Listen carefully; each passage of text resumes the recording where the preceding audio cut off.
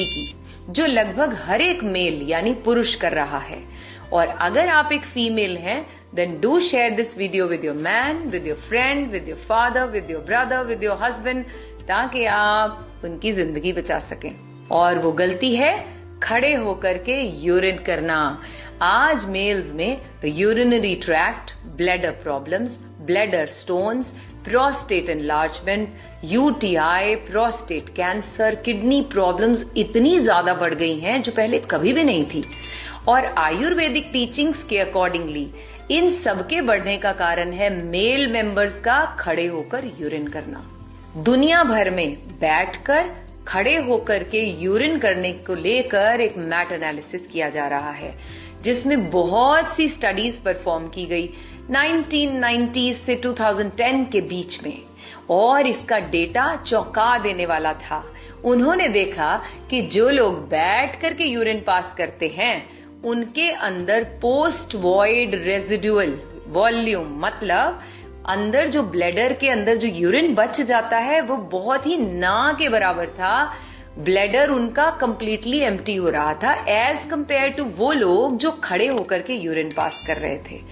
और ऐसा देखा कि बैठकर स्क्वाटिंग पोजीशन में यूरिन करने से लोअर एब्डोमेन मसल्स ज्यादा रिलैक्स होते थे ब्लैडर को एम्प्टी करने के लिए। और रिसर्च में यह भी पाया गया कि अगर ब्लैडर पूरी तरह से एम्प्टी ना हो, मींस यूरिन अंदर रह जाता है, जिसको यूरिनरी रिटेंशन बोलते हैं, तो यह यूरिन कहीं ना कहीं हमारी किडनी के ऊपर प्रेशर डाल रहा है, जिससे किडनीज का इन्फेक्शन, किडनीज में स्टोन और किडनी फेलियर तक की भी प्रॉब्लम आ सकती है। एक्सपर्ट्स ये कहते हैं कि जो हमारा यूरिन है वह हमारी बॉडी में जो पानी होता है उसमें जब हमारी किडनी को प्यूरिफिकेशन का काम कर रही होती है, वो ब्लड को, वेस्ट को बाहर निकालने के लिए पानी में मिक्स करके वो हमारी बॉडी से वेस्ट को बाहर निकाल देती है। और उनमें से एक वेस्ट प्रोडक्ट होता है यूरिया। और अगर हमारी बॉडी में यूरिन का कुछ पार्ट रह जाता है ब्लैडर के अंदर, तो वह जो यूरिया इकट्ठा होना शुरू हो जाता है वह साथ में जुड़ करके क्रिस्टल्स का फॉर्म लेना शुरू हो जाता है। और यही crystals over the period of time bladder के स्टोन के रूप में सामने आते हैं।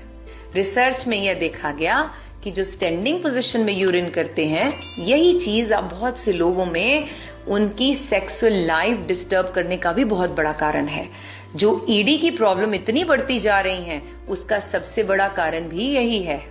तो यह सब मैंने आपको इसलिए बताया ताकि आप ये समझ पाएं कि ना सिर्फ हमारा आयुर्वेद बल्कि हमारी मॉडर्न साइंस भी ये रिकमेंड करती है कि कभी भी स्टैंडिंग पोजीशन में यूरिन नहीं करना चाहिए।